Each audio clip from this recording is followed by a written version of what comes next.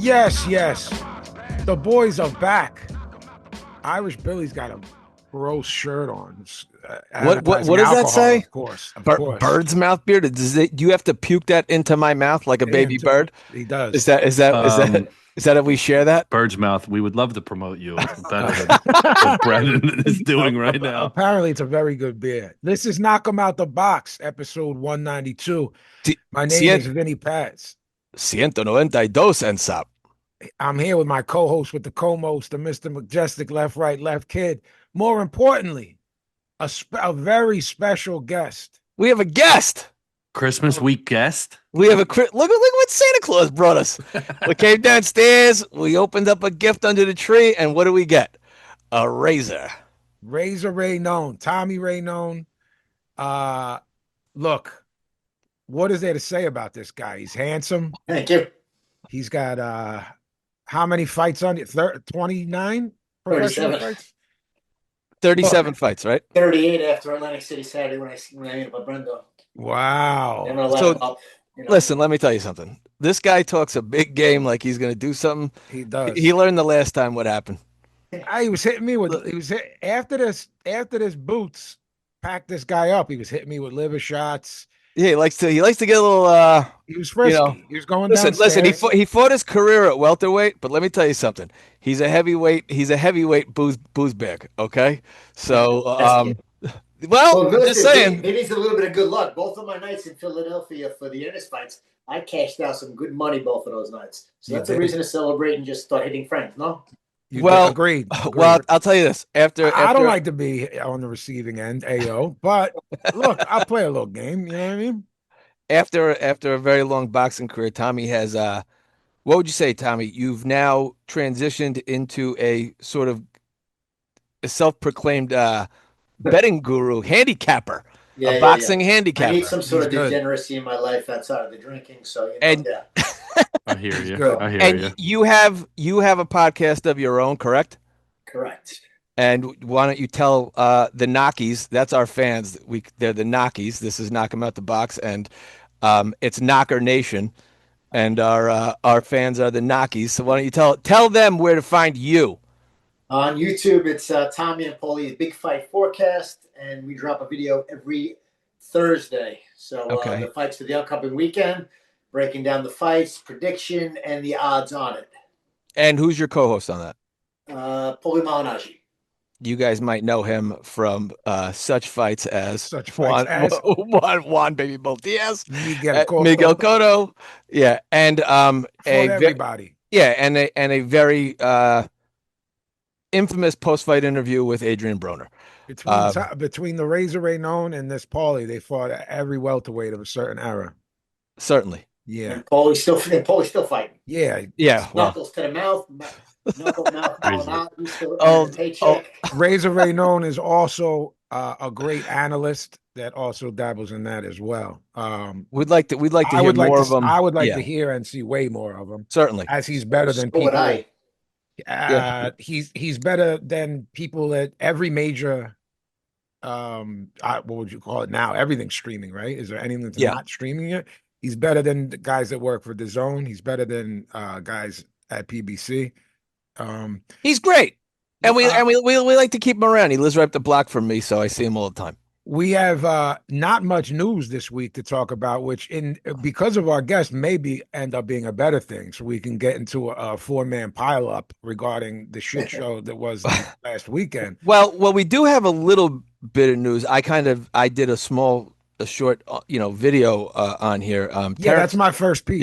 Yeah. Terrence Bud Crawford has announced his retirement from boxing. According to, I don't know if this happens to Paulie and Tommy. You can tell me if it does, but maybe as soon as you guys get off the air or done recording your Thursday's podcast, something breaks that you wish you could have covered on the show. As soon as we ended last week's show, Bud retires. I literally we have a thread, and I literally wrote, "Are you fucking kidding me?" Yeah, Was that when he announced his retirement? Was it last Monday? Last Tuesday, right? Yeah. So we record the first show Monday night, the second show Tuesdays, and it was right after we got off on Tuesdays, and boom, done.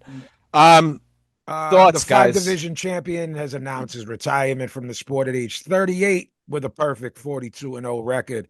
Bud walks away as the only fighter ever to win a ring title in 4 separate weight classes.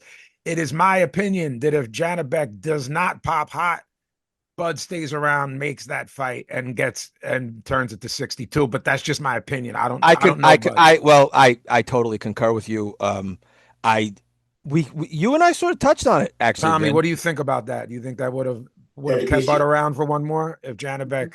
Yeah, most likely that keeps him around for one more. I think Janibek would have beat Lara, So do I. and that would have kept him around, a little motivation. But Yeah.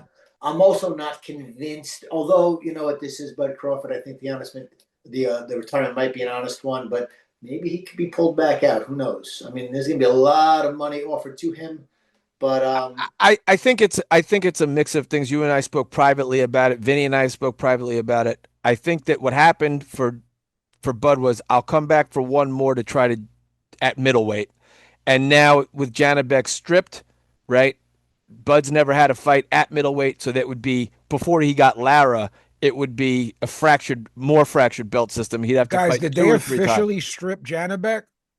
I believe so. He had 2 belts. Lara had 1, and Adames has another one. Yeah. So he's stripped of the 2. Yeah. So I don't know. So before the retirement announcement, Canelo was talking about, I want that rematch in the fall. I'm not going to fight in May. I mean, what bigger bag is out there for him unless it was a legacy thing, which is the Janibek thing? Tom, do you think there's something that can pull him out? Look, it has to be a monster payday for a run it back with Canelo. No. So what else would be out there to pull him out? do we know what he got for the actual Canelo fight? Do we have an actual number? Um, I heard it was ballpark 50 million. All right, Okay. so that's a nice payday, right? Certainly. Now the rumor is that Joshua and Paul got $92 million each on that Correct. last Saturday. Right. So I think that if that $50 million payday is more in the ballpark for $75 to $80 million payday, that's going to be very hard for him to turn down, considering he never made anything close to what he made in his last fight, which was $50 million. No, I believe his pay tier was as follows. He was making the what I've heard referred to as like the top rank maximum between 3.5 to 4.5 at his pinnacle at top rank, which is great money. Yeah. Fight 2-3 times a year. That's great money. Made $25 million for Spence, and then I believe he made at Vin. I think we talked about it, right? Like $10 million for Madrimov from Riyadh season, and then we definitely spoke about it at the time. it was like it was a lot of money for that caliber of opponent. And they famously lost a ton of money on that card.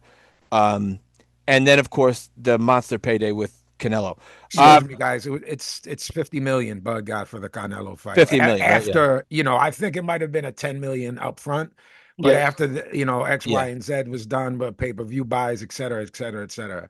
I think that the only thing, Vinny, that brings him back is the only thing that could potentially even bring him back and command that kind of money would be an Alvarez rematch. And He said he wants $100 million Right, before the announcement. Alvarez already said he's not fighting until September, so that puts Crawford on the shelf for close to a year from their first fight, obviously. Then again, these days that's his pattern though. Yeah, that's his pattern these days. Yeah, listen, if somehow, some way, $100 million is offered to him, how's he going to turn it down? I can't see how you can turn down $100 million, especially not being a crossover star. He's a boxing star. He's not a crossover. And he's being asked to fight a guy that he's already defeated. Correct. A guy that's an aging, declining fighter. Correct. He's not being asked to fight Boots Ennis or Young Correct. or Ortiz or somebody like that. So I mean, listen, the guy had an absolutely brilliant career. He definitely has nothing more to prove. There's always going to be the haters out there. There's always going to be the people the detractors that don't give him full credit. But I mean, listen, the guy had a brilliant career and he did it his way. He really did. He did. Right. And again, touching on those paydays with Top Rank, that's actually the deal Shakur turned down, where, you cap out between 3.5 to 4.5. It's a great, and it's Top Rank, so that's fighting on ESPN. That's fighting in front, where the idea is you take that exposure and you turn that into something for yourself. I don't know. I don't think Bud did. I don't know if Bud had. That ain't for everybody.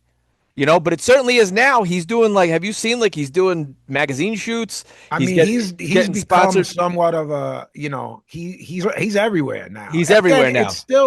It still doesn't touch that like when we were kids, Hagler doing right guard commercials and Sugar Ray. No, of course not, because these promoters don't promote. But the same token is after he beat Spence, the next day he kind of was in a position to be crossover. He was being talked about at barbershops by people. He was being talked about by casuals. I'm getting text messages from randoms that never text me about regular boxing outside of the biggest names in the world, like a Mayweather or an Alvarez. So he was in a on the cusp. Position. Because he made such a statement, not only because it was a huge fight with Spence, but then he put the exclamation point on the performance out there. That was his Mayweather Gotti moment, and he delivered.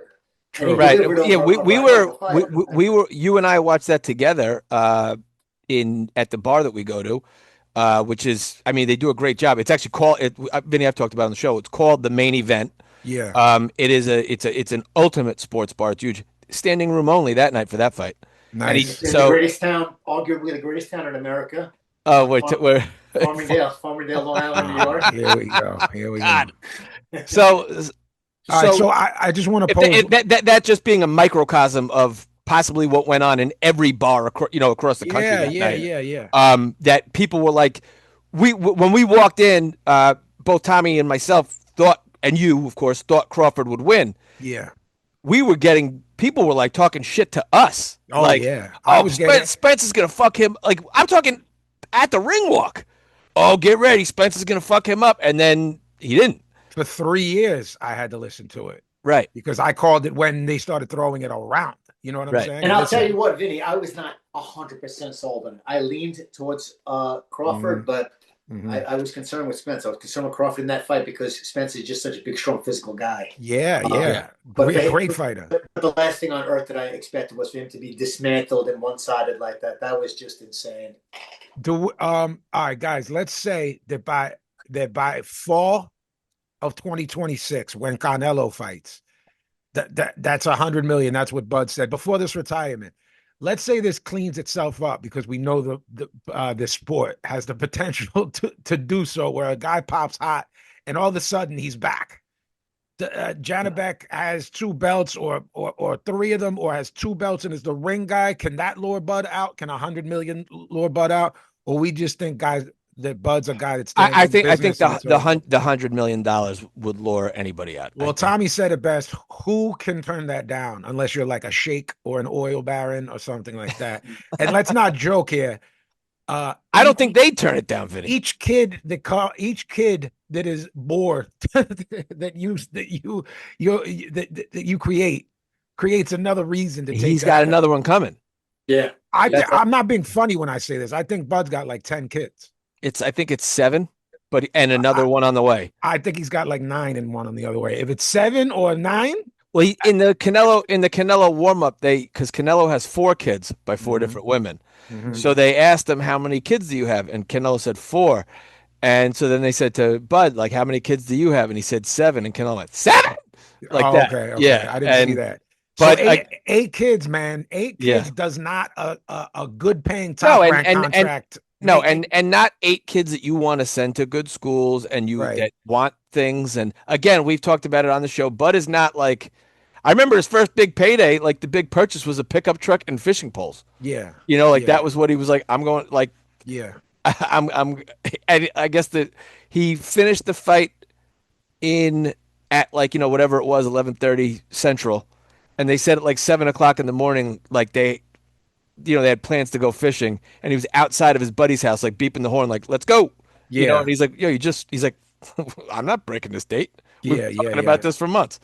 So he's, again, a guy who I don't think he lives too ostentatiously, but I still, like you said, 8 kids. 8 kids. That's a game changer, baby. I don't know that money that he has now does he have generational wealth now without 50 million plus the other stuff we talked about, and he doesn't seem like a big spender. I think it's Let's say all right, so 50 million, cut that in half to 25. I'll bet he made another 25 over the first half of his career up until that fight.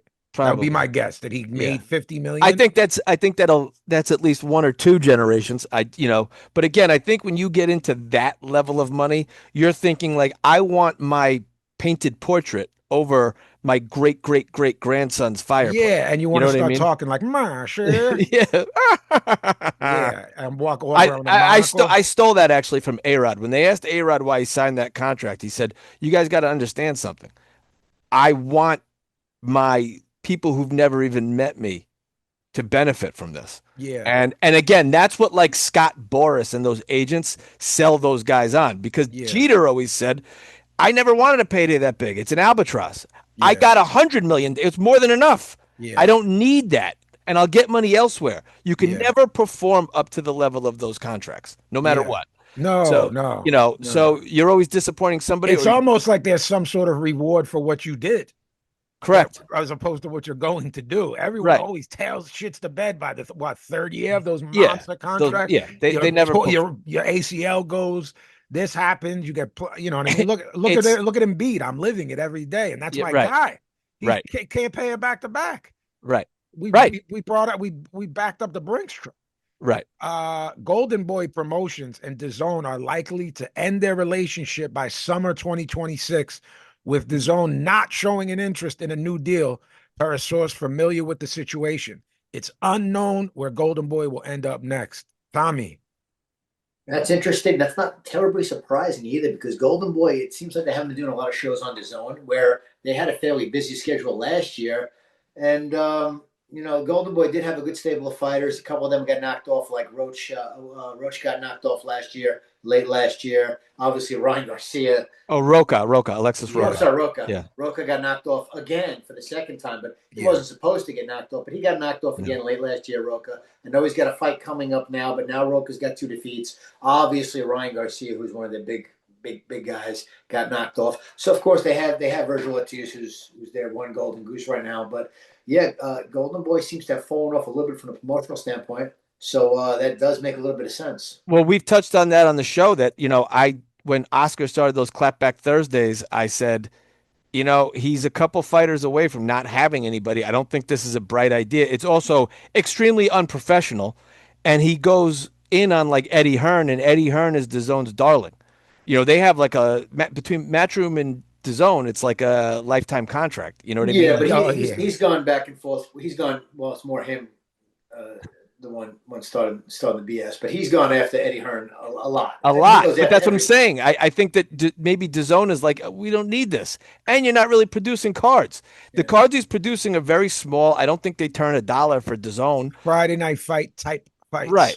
They're great for us, and they're great for prospects. They're great to tune in to see and to figure out who's good or not. But that's not what DAZN. Yeah, they lost obviously. Even Sinisa Estrada retired, so they lost that. Roach is out. On the female side, Brian Garcia, they can't do nothing with Brian Garcia, because him and Oscar always fight. This guy already is acting like he's a 35-year-old former world champion in multiple weight classes that doesn't need money. He still hasn't won his first world title yet. So. Yeah. Where do they go, guys? What does Golden Boy do? I don't know, but Tommy, service that hasn't done boxing yet. Do you go? But Tommy, you mentioned something to me on the phone earlier. You said Top Rank has shows scheduled on DAZN.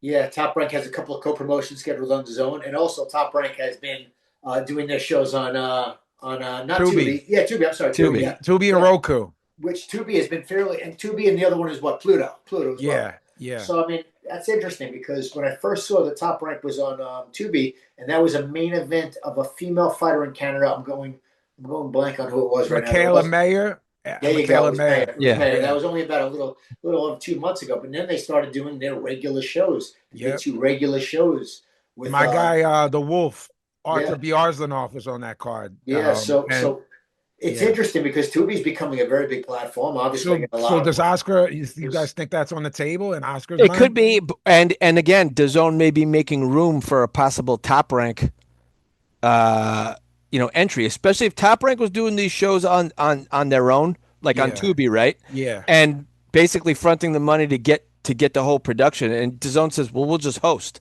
because that's what they do with Matchroom. They host.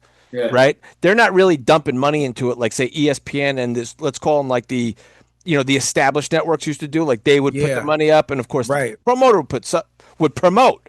This is now like the event organization. You know what I mean? So if they're gonna do everything and the TV, all DAZN has to do is say air it on our platform. We have X amount of viewers and subscribers. Sure. Then they already exist. It already exists. It's already here. Well, we can now move this. We can now apply everything we said about Top Rank going to Tubi. Remember, we did almost a whole episode about it. Now we can just flip that and turn it to Golden Boy. If now Top Rank's going to DAZN, all the things they can offer you. It's a free Golden Boy tries to go over to ESPN and revamp ESPN and reestablish it. Yeah, I mean, look, these guys are. Let's just call competition is always good. Billy, can you look up how many subscribers? And they're all hooers. Yeah. I'm curious to see how many people they can. I think it's because. Oh, God. No, I'm just thinking. Be like. You step to someone and say, look, we have advertising because, you got your ads. Right. And we have this many viewers. They're trying I thought the Tubi cards were great. They were fine. It says 100 million monthly active users as of mid 2025. That's a lot of eyes to say, hey, look. And if it costs you nothing, that's what I mean. And Tubi's just looking for content. They don't want to take anything. They're like, we're just happy to host you for now. Right. You could do, let's hypothetically say, listen, we'll provide, we'll be a host for, let's say, 25 shows, right? That's typically what a promoter does, between 25 and 30 shows a year, right? So we'll give you a 25 show deal for free. You just get the content up, but you got to do everything with the money. Paying the site fees and the production, everything. Right. It all comes out of your end, but we'll host it for free, and our 100 million viewers. And you could do your own ad sales if you want. We don't care. Yeah. Or we'll handle, whatever deal they work out. We'll handle the ad sales for this one. You handle the ad sales for that one. And Tubi is owned by the Fox Corporation too. Yeah, so that's Rupert Murdoch money, which is a whole different ball of wax. They have money there. So this is how I view it. What we're dealing with now with these streaming services, when we were all kids and major labels were trying to sign the next act, this is the new that, because that's dead. Labels are dead. Everyone knows you can record in your bedroom a song of any brand of music and upload it directly. So that's been killed. Now it's the who are you? Oh, I heard that blah, blah, blah is doing something new. There's a new Scorsese movie. Who's going to get it? Because theaters are dead, too. Not dead. Right. People still but they're pretty. But something like boxing, where it's an a la carte sport, because we have no national commission and it's promotions. Right. A big promotion. Look, I'm not saying it's Golden Boy is really struggling right now, especially with stars, but it's still Golden Boy, and they're still proven commodity of what, 25 What years, else is Oscar going to do? So that's going to force him to step on the gas. And exactly. And one of those upcoming things, like it's not going to be Netflix, guys. They're worth what? They're the biggest thing in the world now. I think it's so. What's next? You go down the road. It's like a place like does a place like Paramount do it? Well, I think they just gave $1 gazillion to UFC and TKO. Yeah, so that's the other thing that's going to play a factor is they said that they're going to have boxing shows. I mean, Dana supposedly has a boxing show in January with no fighters on it. Well, the last clapback Thursday from Oscar, he said you have a date with no fighters. On there. So yeah. All right, guys, just a couple more quick things. Adam Azim will face Gustavo Lemos in a super lightweight clash on January 31st. You know I'm a big Adam Azim guy. Right. Yeah. I said he's young, so I'm not worried that they're moving him slow. Gustavo Lemos, look, he beat Lee Selby, who can handle himself. Richardson Hitchens, he took him the distance. I'm not saying it was close. It wasn't. And Keyshawn Davis packed him up. But I think this is a perfect guy for Adam Azim. Sure. At 23 years old, the guy can handle himself. He can punch. Tommy, are you okay with this? Yeah, I'm good with that. I was impressed with his last fight. And it made me money, thank goodness, because that. So is that going to be in New York? London. So that's competing with.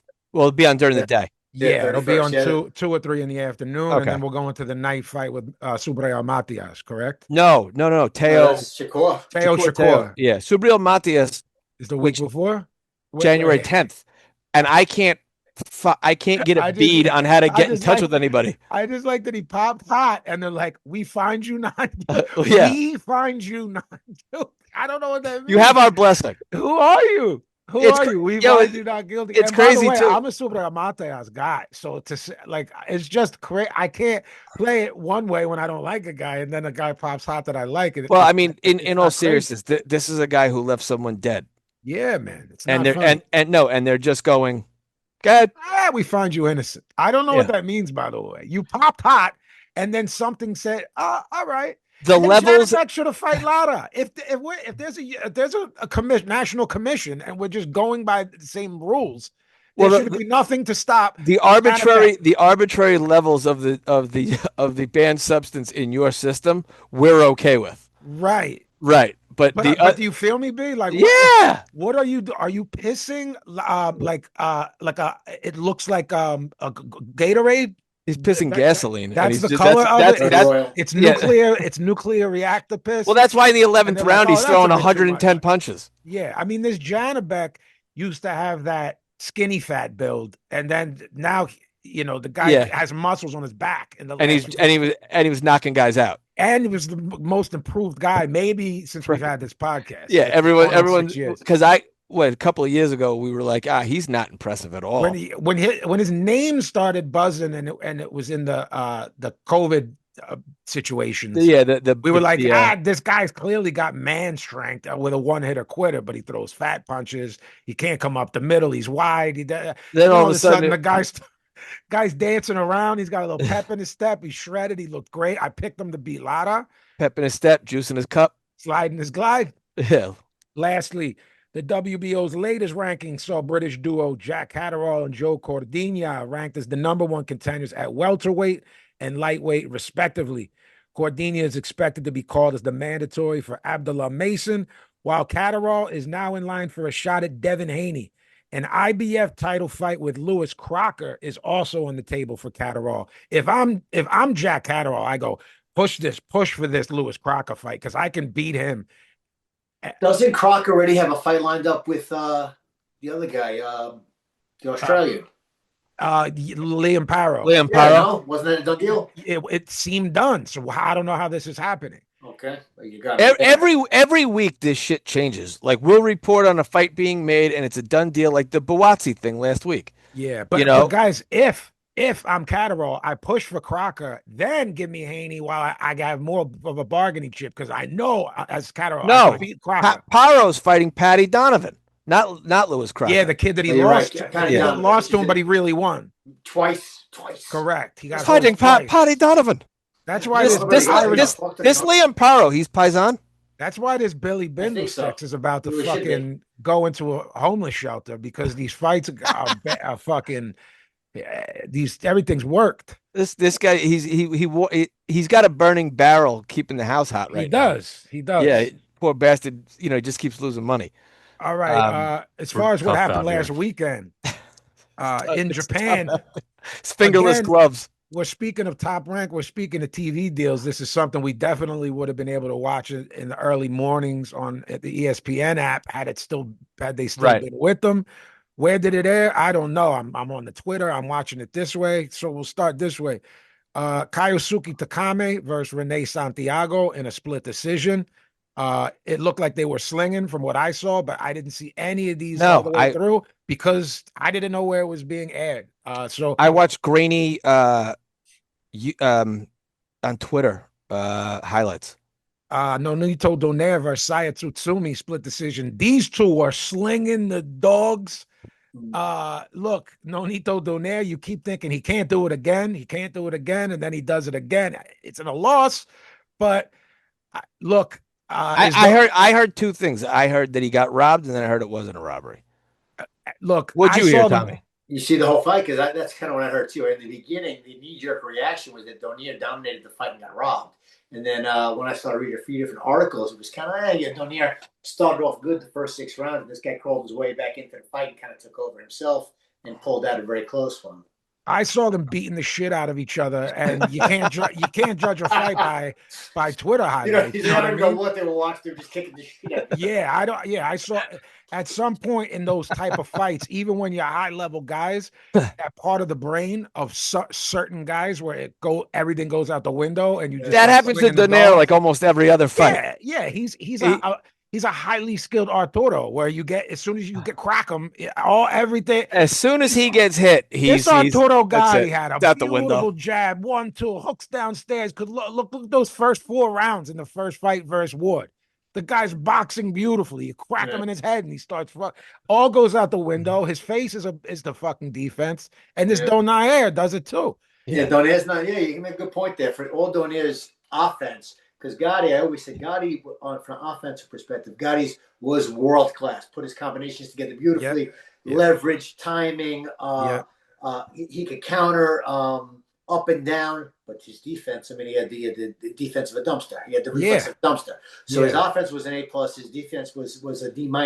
Yeah. And with Donaire, I wouldn't put Donaire on a D- level as far as defense goes, but he's certainly no A or B or B. I mean, he'd be like a C- on defense. It's not just that. He's such a fighter that once he gets hit, mentality.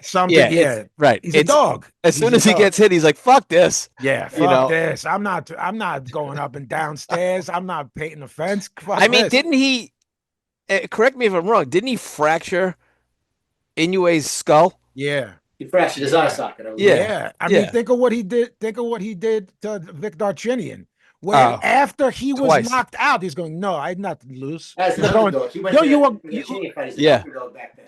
He fucking. That's one of the most. What was the other guy? Fernando Montiel. Montiel, who was really good. I used to have that as my background on my phone. It was his dented head from the left hook. He had like a dent beside him. Good the people. Montiel was good. He was like, and how good he lost, but Ringondi out. So he fought everyone. He fought everyone of 2 generations and moved up pretty high up there, and then moved back down. Yeah, and found success again. I want to ask Tommy about this. Tim Tszyu, Anthony Velasquez, UD. Tommy, I'd like your opinion. For whatever reason, when we hang out, I forget to ask you. So Tim Tszyu loses the fight to the Eastern Europe guy. What's his name, Brendan? That's the ball to Brendan on that one. It starts with an M. Yeah. Not Mortalazayev, right? Yeah, Mortalazayev, yeah. All right, Mortalazayev. Then he loses the Fundora fight. Brendan was very much, he should go away from the sport for a year. Are you of that too? I was shocked to see that. Not only was he fighting last week, but he's coming back so soon after losing 3 out of 4 in a row. Right. And against an undefeated guy who can punch. But not that he's over 15 knockout guy. Right. Yeah, he's from New England, but the guy actually on paper, I wasn't familiar with the guy, but on paper he was pretty respectable as far as the competition that he beat. He was no walk in the park.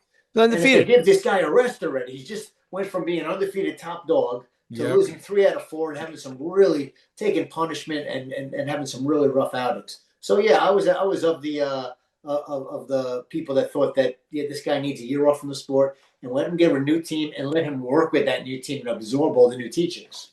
Yeah, so he's with Ismail Salas now. He's been training over here.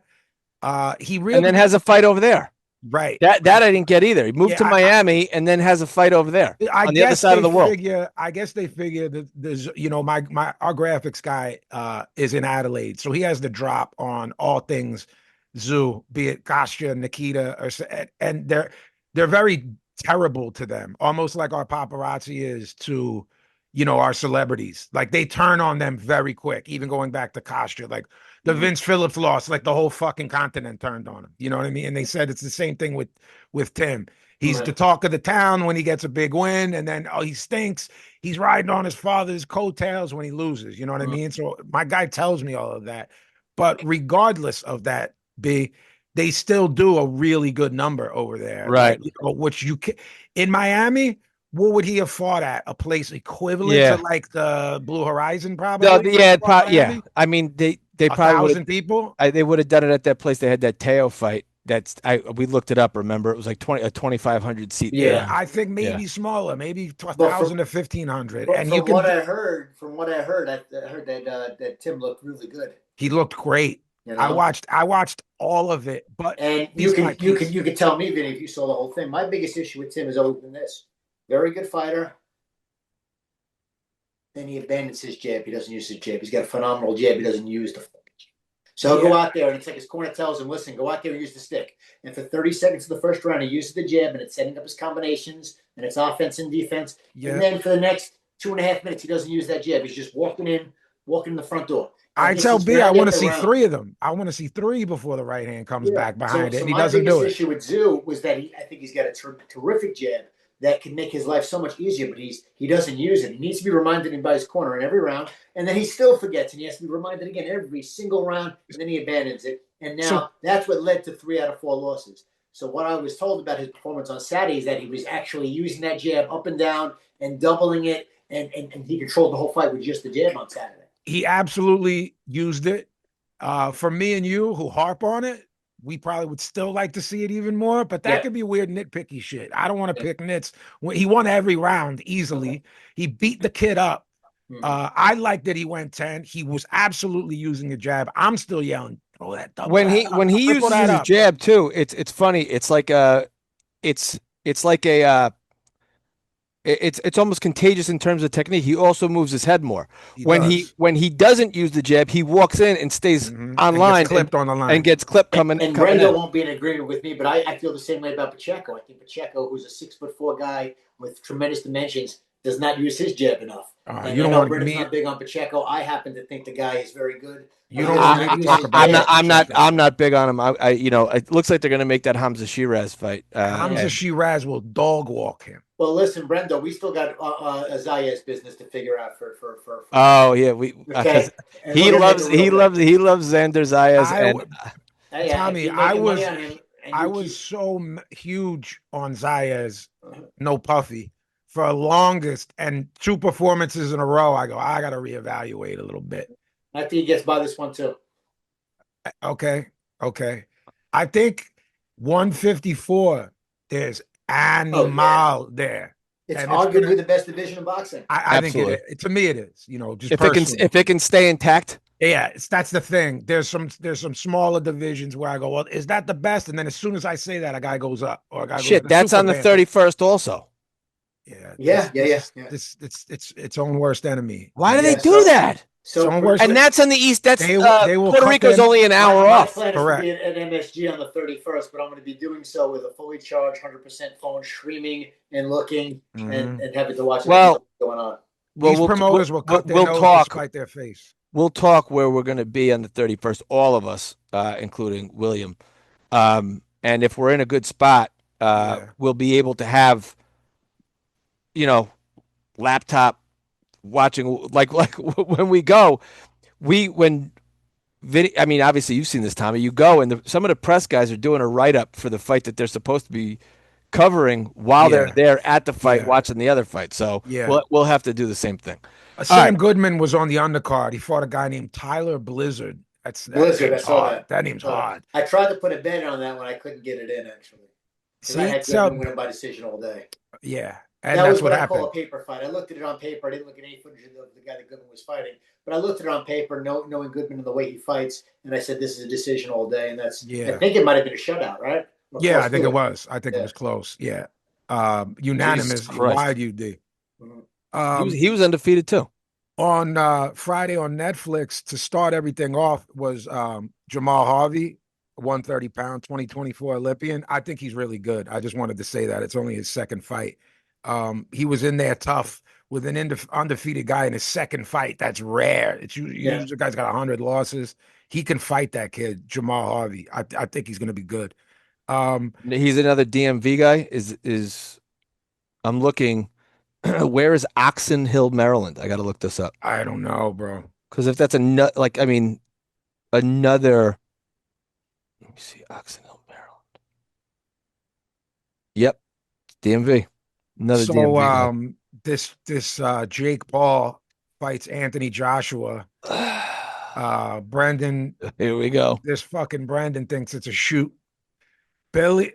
All right. Well, what would you call it? The guy's got a broken jaw. Got knocked out. Work shoot. You said full work. Work shoot. I said, it's a work shoot. I didn't say any of that. I said he's a worker and he's a carny. I said if I said it, I said. Well, let's just talk about the fight. Let's talk about the fight first, and then we'll fight about it. If you believe this is real, this guy is flatlined in the first round. If you don't, then I guess take the over.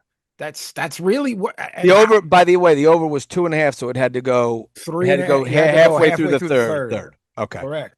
And what did I say? I said there's a gray area, and I literally said if this guy runs around the ring So like if an he literally asshole, runs around the ring like a dickhead, and I go, And he- does that, then it's and going he to throw a did. monkey wrench in everything. And he ran around like an I asshole. and I have numbers that he flopped 13 total times down were 13 times 4 knockdowns. Yeah, I mean, do you guys I'll think? top that in Atlantic City on Saturday, but continue. No, it's like, did he get just touched on the arm with a jab and said, "Oh shit"? So, Listen, he walked in all the posturing with Snitch 9 on the way in, which by the way, that's real dirtbag shit, by the way. Dirtbag shit. All the posturing beforehand was fear. That's just fear seeping out of his body. The loudest one in the room is the scaredest one in the room. Yeah. Empty barrels are the most noisy. Right. That's what happened. He got in there with a real heavyweight and had no idea what to do, no design on what to do. What was the game plan? There was no game plan. The game plan was to just try and go 8 rounds and disguise a loss as a win, I guess, because he had no game plan to go out there and not get your jaw broken in 2 places. Yeah, I mean, listen, the only thing that I saw from Jake Paul that was I wouldn't even say effective, is the only thing that could be relatable to a game plan was the occasional overhand right, which is really the only punch in Jake Paul's arsenal that is a decent punch. That's the shot that he knocked Woodley out with, right? Right. And he whacked Joshua with in the 4th round, and that's the difference. That's why levels matter. That's why size matters, because he's used to hitting cruiserweight. Hey, yo. And as he's landing on Joshua and the sweat is shooting over Joshua's head, he's twisting his fist. Joshua's already coming back with an uppercut immediately. Right. Well, we talked about this privately, that, again, in fan circles, right? Anthony Joshua is chinny, right? That's the drop on Joshua. He's Correct. chinny. Okay. Throughout Joshua's career, in terms of being chinny, let's be fair here, okay? Dubois, who's a monster puncher, knocked him out. Ruiz, that was an equilibrium shot. He underestimated a fat guy's hand speed, right? Mm-hmm. Who else besides Vlad is even? He got off the canvas against. He got off the canvas, right? He got off the canvas against Vlad, and according to our friend and friend of the show, Paulie, he's a very serious guy. Yeah. Anthony Joshua. He's not like a James Toney style joker, right? He's not. He's not really like he's a handsome guy, right? He's probably a bankable. Yeah. He could. What do you think? Would he be in the Expendables?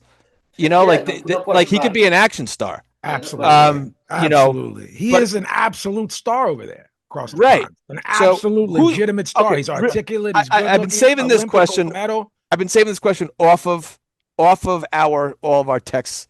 Who's bigger in terms of him or Frank Bruno? Anthony Joshua. Are you asking who had a better career? Who does better at the box office? Yeah. Who's a bigger star in England? Anthony Joshua. You know what? Anthony, I would say okay. Joshua. Although, listen, it's a legit question. I actually didn't know. It is a legit question. I just didn't know. But that's not.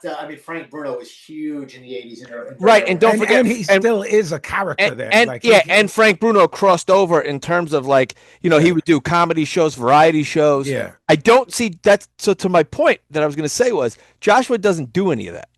No, I think it's 6 in one hand, half a dozen in the other. Though, is Joshua doing some serious commercial for a fucking a Mercedes Benz over there? Very possible. Where he's just driving. He doesn't have Under Armour for the last 10 years for no reason. You know what I mean? Yeah. Obviously, I'm sure he's doing endorsements for Under Armour over there. Yeah, because he's been sponsored by them for at least a decade at this point. That guy met him on the catwalk after. I don't know if you noticed who he was. There was the Under Armour CEO. Okay. That he met.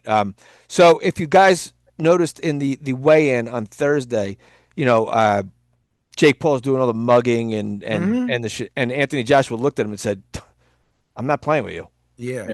And you watched.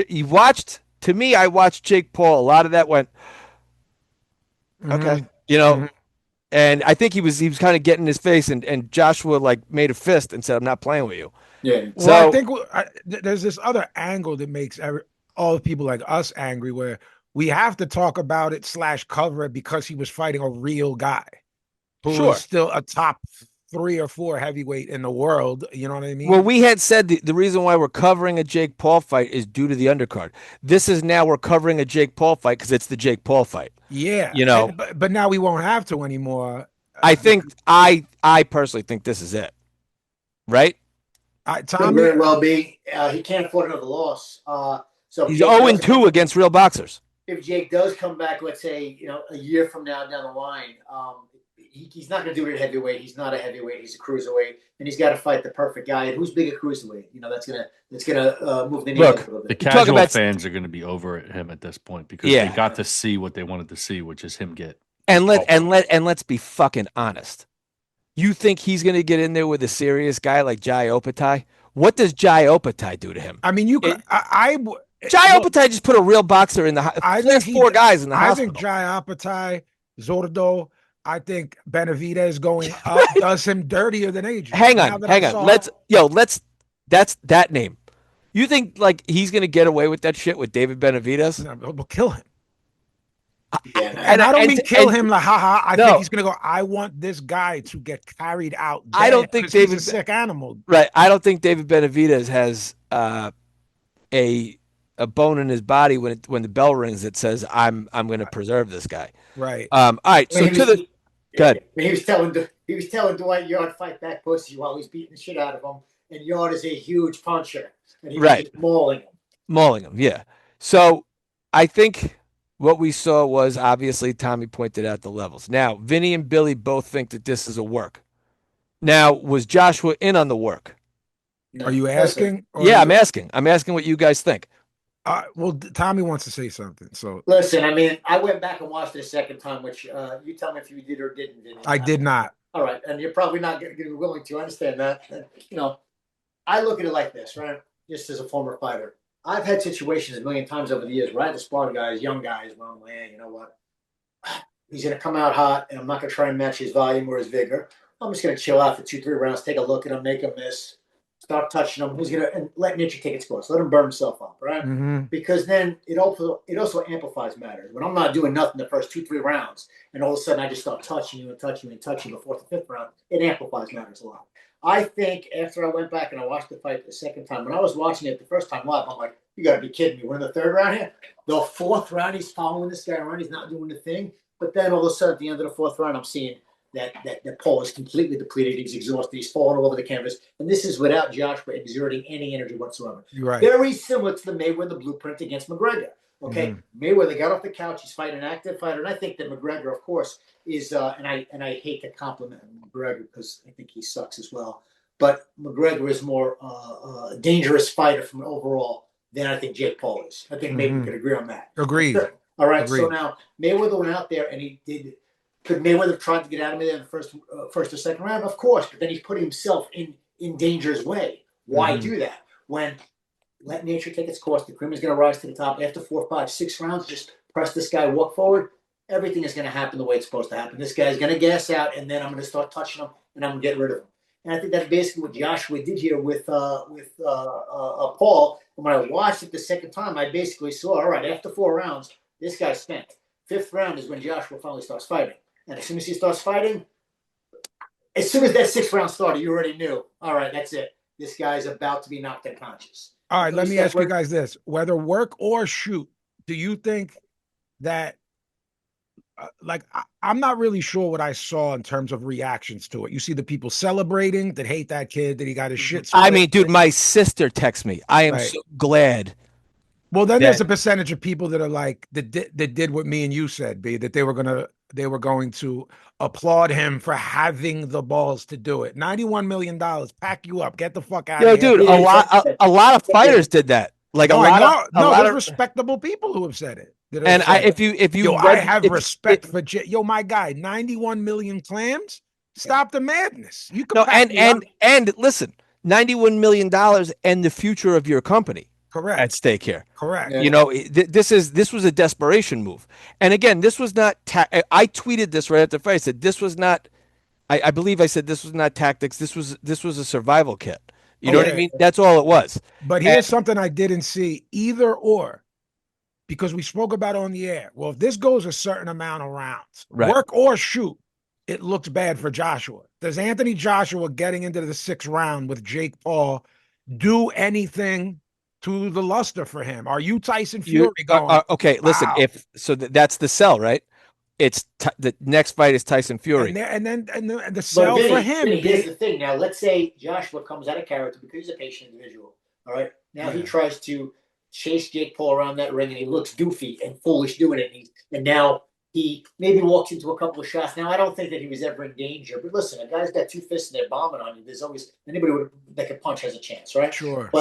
Let's just say that he goes out there and he eats a few on the way in, and he looks foolish doing so the first 2 or 3 rounds. And now he has to resort, all right, you know what? That didn't work. I tried to press this guy. I went against my character, against the grain, and I looked foolish doing it. Now, let me go back to what I was going to do, which is just take my time, put the mental and physical pressure on this guy, and let this guy who's got the gas tank of a toddler gas out, and then I'm going to get rid of him. So could it have been a mistake? I think that, listen, he went with the path of least resistance, the same way that Floyd Mayweather did against McGregor. The easiest way to go out there and just, listen, in MMA, it's a little different. You can twist the guy into a pretzel in the first round if he makes a mistake on you. In boxing, you're giving, even anybody's got two fists has a chance where they're going to be a little bit dangerous that first round or two. You're going to have to well, and I've said this on the show a million times. When you spar those guys, when you spar an MMA guy if you have boxing training, they throw punches you haven't seen in terms of what you're used to. So just to get their timing, they circle differently. The shots are looping. You're not used to it. It's why you'll get some awkward guy that's borderline stinks, win some rounds against a really good guy. It's not MMA, just his style is so wrong. Right. And I watched Mayweather McGregor with a professional MMA trainer. And Tommy knows him, my buddy Andre. And we were at our other buddy Petey's house watching it. And that was a work. And he said, literally, once McGregor started resorting to like MMA, like if you remember, he spun Mayweather and did this. He goes, any boxing training he did for the last 6 months, it's out the window. He forgot it. Yeah, it's gone, and he's just doing what he knows. And he was explaining to me and Pete, that's this, that's why he's looking to take his back to do this, except this isn't it's the wrong sport. And my buddy Andre goes, you watch, the 7th, 8th round, Floyd's gonna just start kicking the shit out of him, and Floyd just started kicking. I mean, Dre called it. He said, "This is what happens when we bring boxers into the gym." And we're just working on boxing. It takes him 3-4 rounds to get going. And he goes, Brendan, you've sparred my guys. Yeah. It takes a long time to get going. And then, because look, man, I swear they almost throw a kick at you. You know what I'm saying? You'll be sparring a guy, and you can see their instinct kicks in. So you're going what the fuck are you doing? As you're moving around with them. But okay, go ahead. I'm sorry. Listen, I think like Vinny said, if Joshua went out there trying to get rid of this guy in 1 or 2 rounds and he fails at doing so, which he may have done, styles make fights. I think a prime Wilder 3-4 years ago, a better Wilder could have gotten rid of Jake in 1 round because he doesn't give a shit. He just has to go out there. He would have gotten rid of him. Joshua, from a mental standpoint, has the boxing IQ. He's always going to be a little bit worried about the incoming. Joshua is not built that way. So Joshua, if you're asking him to go out there and take this guy out in 1 or 2 rounds, you're asking him to be something he's not, to be completely out of character. That's the character. Well, I think most of us boxing fans thought that the skill level would just take over the disparity, and that Jake Paul would. We also didn't expect Jake Paul to run and flop like this. In my mind, did you see that happening? We said that was the gray area on this show, that he would run around. This guy runs around like a jerk off. Just now. One thing, going into the Ngannou fight, I was very worried about Joshua because Joshua Ngannou, the pronunciations are just brutal. Ngannou. Sorry, whatever. I'll rip your beard off. Okay? I'll kill you. Now, I was worried about him because he's in there with a guy that has a fantastic chin that's been hit with 4-ounce gloves on his entire career, and I've never seen the guy's chin dented. Plus, he hits very hard. So I was concerned with Joshua in that one. And Joshua goes out there and in 2 rounds completely flatlines. This guy drops him 3 times and puts him out. Well, he engaged. Yeah, and Paul didn't. That is what I failed to overanalyze. Sometimes overanalyzation is not the worst thing in the world. And then sometimes you overanalyze to the point where you know nothing anymore. But I should have really looked into the fact that, hey, you know what, Jake is probably, and Paulie kept trying to put it in my head, like, listen, this guy's going to bail every time. 22-foot ring too. We found out. 20. So it's a lot easier to get rid of it. So in my mind, I'm saying if Ngannou went 2 rounds with this guy and got dropped, how is Jake going to possibly live for 4 rounds? In my mind, it's a 1 through 4 fight. But I didn't take into consideration this guy. And Ngannou went the distance with Tyson Fury. Was not going to come to win. Jake was going to come to literally, in his own weird way, survive and just try and once in a while land one lucky shot, which was never going to be lucky. So, listen, how much credit can you give a guy like that that's not there to win whatsoever? It's very hard to get rid of a guy that doesn't, that doesn't want to get engaged with you. And did Tyson Fury fight Ngannou prior? He did prior to yes, and it was terrible. The 2 Usyk fights, right? Correct. Yeah, there's people that think Ngannou won. I'm Yes, not of saying course. I am. I think it was very yeah. close in terms of how well I thought Ngannou would do. And if you remember correctly, then he already had the fight with Usyk signed and sealed, and they had to postpone it. Correct. Because that's how he much got cut. Looking at that fight. That's how much he was overlooking. Or concussed. Yeah. So who looks worse here? In terms of let's just be promoters, right? Yeah. The 4 of us are promoters right now. So we're trying to make AJ Fury about 8 years too late. Yeah. Okay. Yeah. At least domestic 5 guys that should have fought. Who looks worse in terms of their crossover with a YouTuber and Francis Ngannou? And I'll explain why I'm bringing up the Francis Ngannou fight. He legit knocked Fury down, who at the time Fury was top of the world, a pound for pound ranked guy on most people's list, considered the best heavyweight in the world.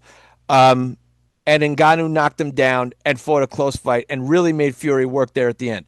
Now he goes and fights Anthony Joshua. Now is Ngannou in his bag? Like, yo, man, I just took this guy the distance. I'll fuck AJ up. He's chinny. He's this. He's that. He engaged. He saw what happens. He got flatlined. Fury comes back to, let's be honest, the first fight with Usyk was very close, nip and tuck, and then loses the subsequent fight. AJ loses to Daniel Dubois, who he almost knocked out prior to getting stopped. Correct. And again, it's heavyweight division, right? We've seen our heroes in the heavyweight division get knocked out from Joe Lewis to Lennox Lewis. Okay, who didn't? Marciano, who none of us were alive. Right, that's who didn't. Everyone got their shit flown at some point. Right, and of course Larry Holmes. He got knocked down, but he never got really. Well, I guess Tyson knocked him out. Yeah, but he was 2 years retired and 5,000 years old, and Don King rolled out a bag of cash for him. Right. So the point I'm making is there intrigue in this fight? Who, hindsight, looks worse after their crossovers? Now, is it Anthony Joshua? Now, let me ask you something. In terms of you guys being wrestling guys, Billy and this is directed at, and I know, Tommy, you're a wrestling guy too, but Billy and Vinny, you guys are really applying sort of a wrestling. Absolutely. Terry Funk, everything's a work. Everything's a work. In a sport that's a work, though. This is a sport shoot. Boxing's a work. Well, then we can't even have a show because then it shouldn't be a professional sport. It's a work. Then it's performance art. In these situations, which are very rare. Let's be fair; they're very rare. How many of them have there been? If we're including Fury and Ngannou, there's that. There's this one we're talking about, and there's Floyd and the Irish guy. Yeah, but you know what? I also think that this might finally put. I mean, listen, Joshua turned back to. If he loses to either one of those fights, these circus act fights. This is twice that he had to defend the sport of boxing, in my opinion, and twice that he put an exclamation point on it. Right? Agreed. But I still think. So we went to us yelling at each other over work, shoot, work. There's 3 things.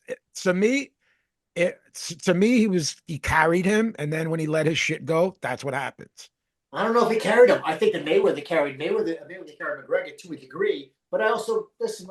Mayweather was in his 40s and barely trained for that fight. Oh no, absolutely. Ain't sparring. His days are over. He ain't sparring hard anymore. But again, I'll be on the deathbed and be like, it was over. To me, the ultimate Mayweather McGregor. The over is the over for Billy. Billy texted me, I got work taking the under. Right. I got work. okay, so But my here's how, thing is, in my opinion, here's how if you're going to say it's a work or even a work shoot, that means there had to be some sort of agreement prior, whether it's prior to signing, prior to the match, prior to something.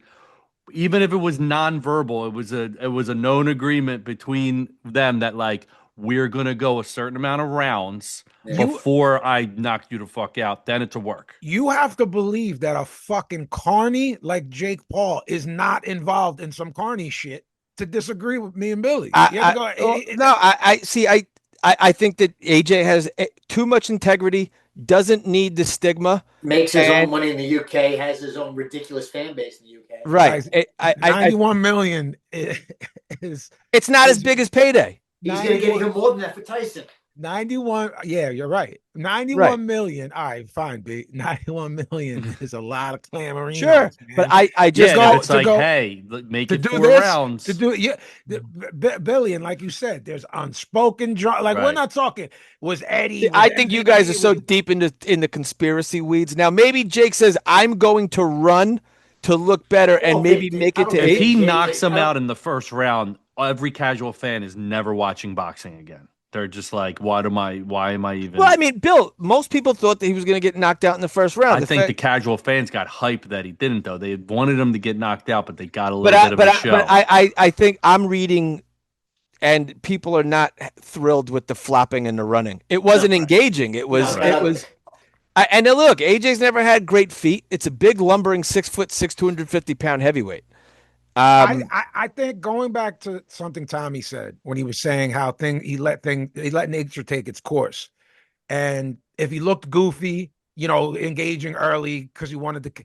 I actually think he looked pretty fucking goofy following him around. The ring's fucking giant. I mean, it was laughable at 22 by 22. Well, that was so. He looked kind of fucking goofy for a few You rounds. can't tell me that Mayweather didn't have his moments in the McGregor fight where he looked goofy as fuck himself. He did. But like you and said, Mayweather looked goofy against the brother. A guy off the couch, a guy who's older than me, and a guy who didn't train or spar, and who's retired. And meaning Floyd. You know what I mean? All Floyd did for that fight was make weight. This is a chiseled guy who, for a heavyweight, is still in his prime. I know AJ's at the end of his career, but still 36. 36 is still, he's at the tail end of his prime. He's got a couple more, and that's if we're assuming we're going along with the fact that he's chinny, because he knocked Dubois down. He did well, you know what I mean? Nobody's you don't factor in that this guy also, Josh, was coming off a knockout loss and 15 months of inactivity. You can't expect him to go out there and jump. I understand. And elbow surgery. I understand. And a new trainer. He still, just in following this retard around, I go, hey, it looks a little bit like shit, a little bit. And I know that his feet are bad. I know that. But this is still an Olympic gold medalist, 2-time lineal. It looked a little goofy to me. In a ridiculous ring, bro. Ridiculous ring. No, it's absolutely ridiculous. But that Ray Leonard, a lot of his fights were in 22-foot rings. Made Hagler fight in 29 by 29 and was in track shoot. Yeah, of course. No, hey man, I'm not. It's not unprecedented. Brendan brought something up, which is good, which leads to less fighting because fighting leads to ratings. But we did talk about a gray area. It said if this dick brain legitimately runs around, and he did, so it rips up and then of course the stopping of the action, right? So as soon as AJ got close, the holding, the grab, the flopping. Grabbing his legs. Yes. I mean, and we've seen that in sparring, Tommy, a million times. When a guy, that's what it looked like to me when a guy like you has a guy hitting the mitts, and then that guy, like when the guy spins around, like when the first time you spar someone who's never sparred, they spin around, and you're like, well, what the fuck are you doing? And or you get close to him, you throw a feint, and then they bite on everything and they go down. Yeah. And you're like, I didn't even hit you. Get up. Guess what else, though? It's hard to look good against those guys. Even at the gym. Oh, you look like shit. You load up and you fucking miss, and then you miss. And plenty of guys that plan to stink it out make you look like shit as much as them. Well, but I mean, again, so I think that is where I'll concede and say where the work is. I don't even think there was a plan to stink it out. I think it was full fucking. I don't think these guys had a conversation. I think he looked at AJ across the ring and went, "Fuck." Yeah, that's a big man. And I think he he went. felt like a jab on his arm early. Just the range. Vin, you gotta Vin, realize, I think Vinny, I think the weigh-in the day before when he went, I'm not fucking playing with you. Yeah, you got to realize this is a guy in Jake Paul that has usually had the size advantage over a guy like a Nate Diaz who's older, over Silva, brain dead Woodley, MMA older. guys. But he's a cruiserweight. He is not a heavyweight. And now you're fighting not only a heavyweight but a 6'6" guy that's chiseled out of rock. And all the accolades you talked about. The gold medal, the 2-time heavyweight champion. Look, this was a bad. Let's AJ bailed us out again. So let's give him props. I think a solid middle of the road 68 guy does the same thing to Jake Paul. I know young 16, 17-year-old middleweight kids, with Greg Hackett that would do that to him. I don't see a scenario playing out where he's there with a real guy and just doesn't get Tommy Fury outboxed him. Yeah. And Fury sucks. He stinks. He's like the 350th at the time, 350th ranked light heavyweight. Look, he's a reality show star / model that's from a boxing family. That's where he gets it. Right. He has boxing training. Yeah. That's about where it ends. And basically goes pro due to the fact his name. Anyway, all right. So the same way Huey did. It's just like Huey could fucking bang though. Yeah, a little bit. Bit. He's okay. He's fine. Huey Fury would destroy Jake Paul. Huey Fury wouldn't play around. No, but he would batter Jake Paul too. And Huey Fury could punch. Yeah, he would destroy that guy. It's like enough. We got to let this guy go. This Tommy. How do we get rid of this Jake Paul? Is he done? Does he ever fight? I think we definitely got rid of him for a while. Hang on. Does he come back in a year and a half and fight a named person at 200 or below? So can we come up with some? Do you think he fights another pseudo celeb? I think he's got to sell something that's going to sell, and does he pour his energy into promoting women? I'd like to see him fight Clarissa Shields personally. I know Vinny would as well. I would. I'll buy that. I'll pay. I'll pay to go see it. And just the two most awful people in the world fighting. Put him in there with Shields. That's how to sell. Allow biting. Loser leaves town. Loser leaves town match. We can only tolerate one of the two of you. Horrible people in the sport. As you guys being three of the biggest wrestling fans. Yeah. That I know. Yeah. The three of you guys. Yeah. That I have here, and I'm sort of like haven't watched since like '92. Yeah, I don't know why you're not. So I don't know. Get back in, man. Get those girls jumping off. I was watching Greg the Hammer Valentine shoot interviews just last night. Mm-hmm. I always wanted to ask Tommy this privately, and I never did. Was it 9 inches? Did you ever incorporate any? Did you ever borrow from wrestlers in terms of your boxing career, in terms of design of your robes or any of that stuff? Did you ever pull like an influence from wrestling? Because I know Vinny, in your music and music videos you have. Yeah. Did like a ring walk or an attitude or an interview?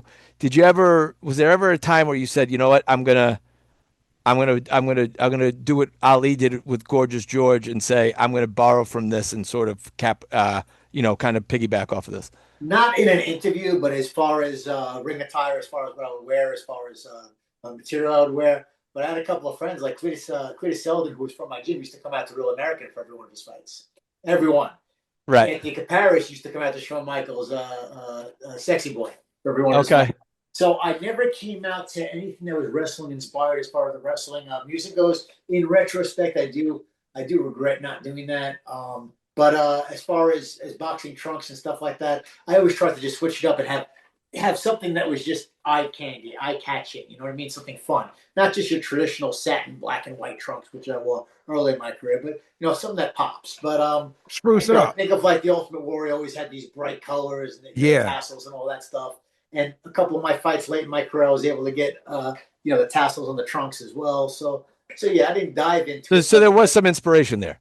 Yeah, a little bit. And I never, until the like message boards Mhm. started to go up. I never realized how much boxing fans and wrestling fans cross over. Yeah, there is a huge It's a crossover. Yeah. huge crossover. Especially, Yeah. I would But imagine '80s and babies like us, because when we were growing up in the '80s, that was the absolute wrestling explosion. That was the peak of the WWF. I It don't was even say a- it, Vinny. I it don't was ever say WWE. It's oh yeah, of WWF course. to me, and that's it. Of course. Yeah, it was pop culture when we Yeah, were it was kids. pop culture. People don't understand, today just how insanely famous Hulk Hogan was. Yeah, Same man. way with how insanely famous Mike Tyson was. You're getting into like Tyson, Ali levels of fame when Yeah. you're talking about Hogan then. Yeah, The yeah, yeah. 80s and well, the Mike 90s. Vin, what did you Michael send me the other Jackson day? famous. Was all the stars at Tyson McNeely.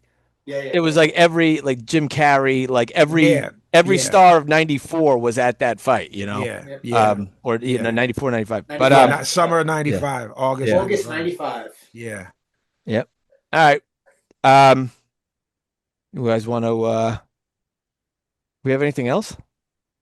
No, I just want to set like, are we just ending it on? Are we going to see this guy again against a real person? And if it's a celebrity, is there money in that? Like I said, I already answered that. I want to see it. I want to put her in with Shields. Put her in with Shields. An intersex fight? Intergender fight. Yeah, intergender fight. So my thing is, Politically he's now speaking, it's he's not. Someone won't let it happen. Yeah, The political climate won't let it happen, but it should, a la Andy Kaufman going to Memphis and working there. Memphis, Tennessee. Memphis, Tennessee. Memphis, Yeah. Tennessee. Memphis. That's what should happen. And I wouldn't mind seeing him get obliterated in the same way by a real guy at Cruiser, because now his gimmick is, well, that's not my weight class. That's what he said after. You know, Oh, I tweeted at the CEO of MVP who was like, "Oh, it had nothing to do with skill. It was all that size." guy's a fucking Jerk off. strapper hand job. Fuck him too. Yeah. How about him versus Clarissa Shields? That How about goes me off. versus him? I'm gonna start trying to call that guy You're out. on the undercard? Yeah, Of Shields. I'll Shields, Paul. Sure. Now, All right. if you had to shave your chest to make weight, would you do it? This guy's got a lot of on jokes. your chest or no? Nope, I'm leaving it. All man, baby. Brendo, you got to make 160. Can you do it? 160. Yeah. You'd have to. Yeah, no, 3 months. Yeah. It happens in I would just have to February. stop eating. I could You have to shave your chest. You got to take your bra Maybe off, 68. Everything. Yeah. I don't know. Negligee, Well, I always say negligee. Tommy's built just like my 4-year-old. So Yeah. he's got a big butt and big tits. So Jeez. it's a little baby. He's like a little toddler. He walks around like this. Jesus, it's gross. Anyway, I don't think we see him again. I think this is in terms of a fight like this. Look, this is a real injury. If it's not a work. Okay, is he working now? I mean, I saw the teeth in the picture and everything. Like they said, he's got to get teeth removed. But again, you can replaced. work. Well, they cut his cheek open. You saw the stitches. They cut his cheek open to realign his teeth. So that's what that was about. Yeah. Right. So So you can work the shoot, Brandon, to where he now turns it into him saying, "This is the worst thing that ever." Like he can now work. It did happen. It did. But happen. what I'm saying is, I don't think with that injury he's going to be quick to jump. I think now he's got a real boxing injury. This is a 2-place broken jaw.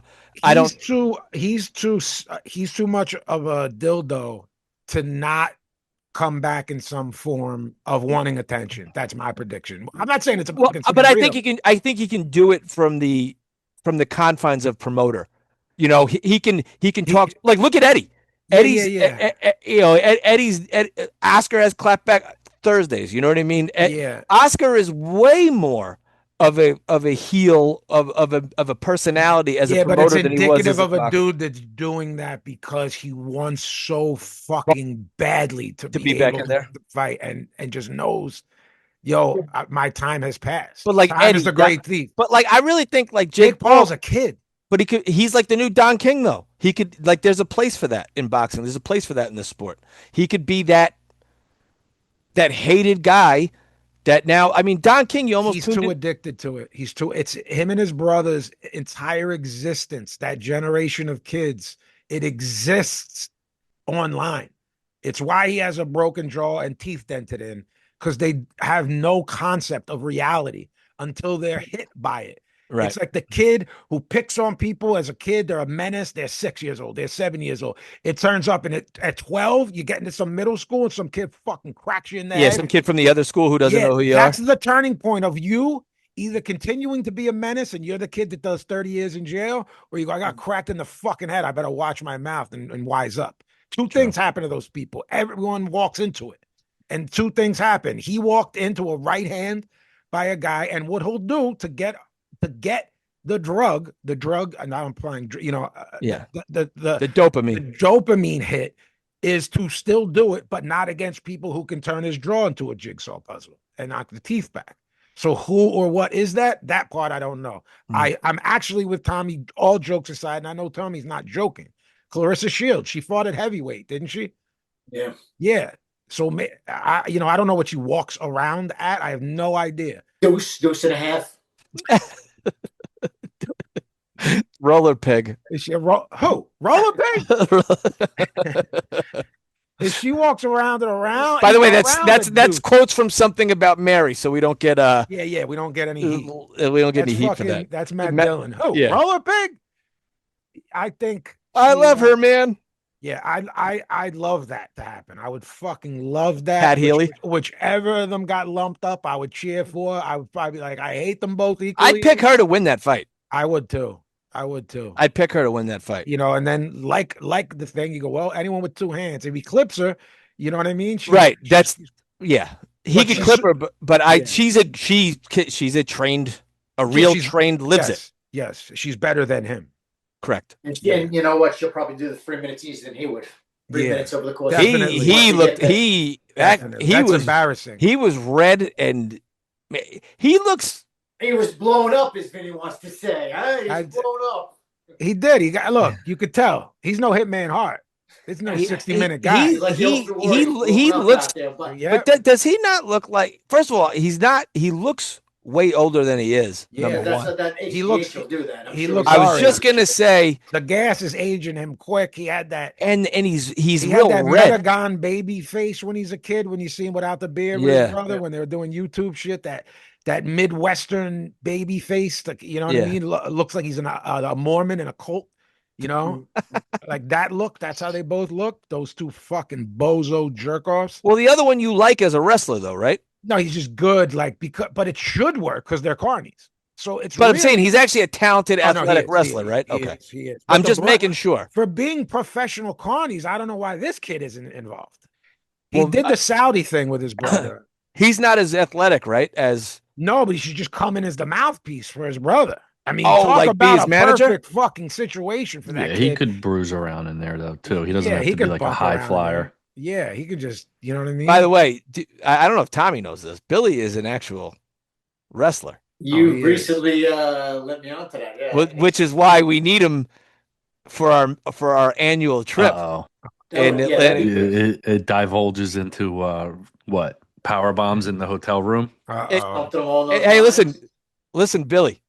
The world is your oyster, right? Mm-hmm. We're just jobbers. We're power bomb. What I'm saying is, DDT off the dresser. The showboat over there has a lot of wrestling. That was the finisher. The tornado DDT was the finisher. Bill, do you want to divulge to the fans what we're talking about? My backyard wrestling days. We talked about it on the show before. Have we? Okay. Willpower. Willpower. William Power never taps. Never taps. Never got tapped out. Can we, for the sake of the show? I had that gimmick before John Cena. It's true. Do we have? Is there existing somewhere in? Oh yeah. In the ethos, there's footage of this. Oh, there's tons of footage. There's footage of Willpower jumping off somebody's fire escape through a kid laying on a table in an alleyway. I need to see this. Why is this not all over our page? I mean, this will really put us over the top. You want ratings? Yeah. All right, I'll have to go digging in the files for a special. All right. With that said, Vinny, you want to do the goodbyes? Yeah. Look, at Box Cutter Pazzi on Instagram. At Vinny_Paz on the Twitter, JMT Store for anything music or merch related. Tommy, thank you for sitting in with us. We appreciate your Yeah. time. It means a lot. Tell the people where they can find you. On Instagram, Tommy the Razor Rainone, it'll pop right up on Instagram. And then on YouTube, Tommy and Paulie's Big Fight Forecast. Excellent. All right, and you can find me at the Killer Bee 24 on Twitter X, and I changed my Instagram. Did you name. see this, Vin? No. Yeah. I did it for you guys. No more underscore bullshit. So I gave myself a losing bet in this Jake Paul thing, and I changed my. So it's just Brendan Long at Brendan Long KEOTB. It's all lame on- now. on- He's on got no Instagram. personality No anymore. personality. he's like, Just- We beat him into Brandon, submission. Yeah, you did. We made it Will 5 Power, years. made him 5 tap. years. All right, and guys, write us at keotbboxing@gmail.com, keotbboxing@gmail.com, KEOTB podcast on YouTube, or just search "Knock 'em out the box" and smash that subscribe button. It's been real, Tommy. Thanks a lot, buddy. Absolutely. Say good night, Billy. All right, boys. Good night, Billy.